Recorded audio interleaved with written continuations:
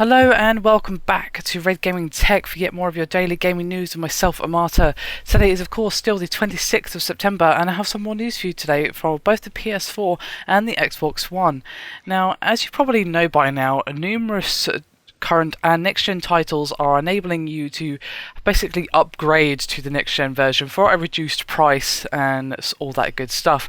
Now, it has been revealed today that players who will be participating in any of these numerous cross-gen game upgrade schemes will be forced to start their single-player campaigns from the beginning.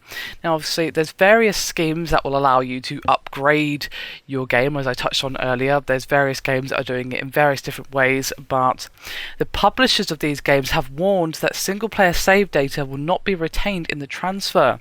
Now, of course, these games do include Assassin's Creed 4, Black Flag, Call of Duty Ghosts, Watch Dogs, and Battlefield 4. And of course, they will be allowing you to upgrade to the next-gen version either through a digital upgrade code or what have you. Now, EA and Activision have confirmed that online multiplayer data for both Battlefield 4 and Call of Duty Ghosts will make the jump across generations, obviously due to the fact that multiplayer progression is mostly server-based. However, single-player save files for current-gen version of those games, and of course for Assassin's Creed 4, which is mostly a single-player title, will of course have the rather nice multiplayer that Assassin's Creed has had for a while now, but the single-player will not transfer and will not be compatible with next-gen versions, and this was confirmed to Kotaku just today. Now, Ubisoft is yet to confirm whether this is also the case with Watch Dogs, but it seems likely that it would be. You know, if Assassin's Creed 4 Black Flag isn't going to have its single-player save file transferable to the next gen, then it makes perfect sense that Watch Dogs would also not be able to do so. Now, I don't think this is really a surprise to anyone. I think it's perfectly reasonable that, well, unless it's going to save to the cloud or whatever, there's no way for it to transfer. And even if you were to save it to the cloud, it may use a different save file format or file type or something like that. We just don't know the ins and outs of the PS4 yet.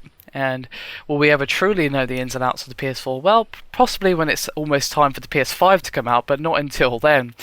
So it's really tough to say the ins and outs of the reason behind this, but it seems more than reasonable to me. It's a little annoying to say the least, but I don't think anyone is really super shocked by this. Now, obviously, for games such as Call of Duty Ghosts and Battlefield 4, it's not a huge deal because once you've played the single player, you'll probably just be focusing on the multiplayer anyway.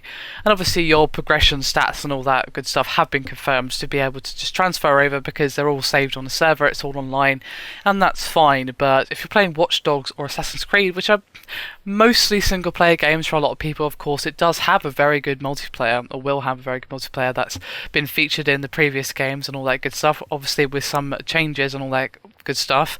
You know, it seems a bit odd. Why would you not just wait for the next gen version if you want those better graphics? Because, well, if I started a game on my Xbox 360, for example, and then wanted to get the Xbox One version or PS3 to PS4 or whatever, if I'm halfway through my campaign, I'd be like, I'll just complete it and it's fine. Or I'll just wait for the next gen version. Or most likely I'll just pay it on PC. But you get my point.